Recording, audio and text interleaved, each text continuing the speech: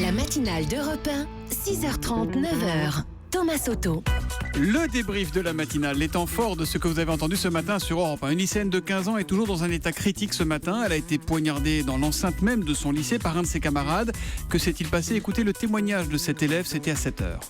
Il était en train de rompre et je pense qu'il a dû s'énerver et tout faire basculer, quoi. Et c'est vraiment un acte débile, quoi, d'avoir fait ça, quoi. Ça sert à rien. Moi, je comprends pas.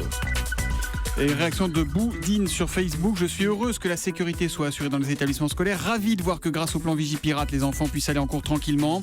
Pour ceux et celles qui n'auraient pas compris, je suis amère et ironique.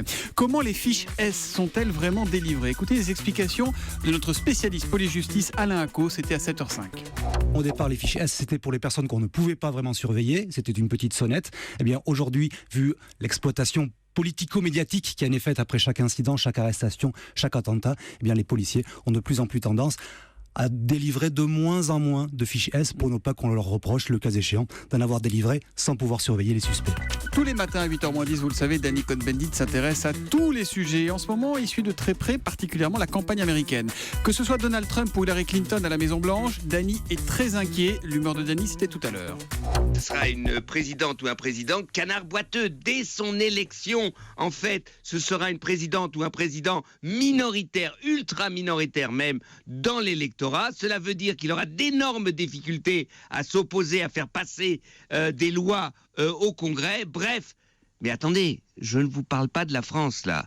Je parle des États-Unis. Si quelqu'un croyait que je faisais une description de ce qui peut s'arriver après mai 2017, Allez. non. Ouais, non, pas la France pour l'instant, mais ça viendra évidemment au fur et à mesure que nous progresserons dans la campagne française. Danny Cohn-Bendit qu'on retrouvera demain à 8h10 sur Europe 1. Et puis à 7h25, Jérôme Cahuzac s'est confié à Julie, figurez-vous. C'est une quasi-exclusivité, une sorte d'exclusivité Europe 1.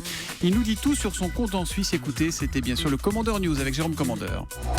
Ma fille chérie a rencontré l'amour, et ça, dans la vie d'un père, ça compte. J'ai voulu qu'elle puisse se marier chichement, certes, mais dignement.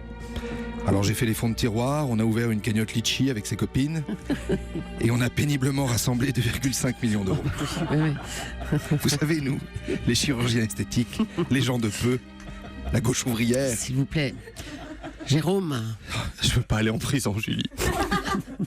Je pourrais pas supporter de regarder Motus tous les matins en survêt à côté de quelqu'un qui fait caca.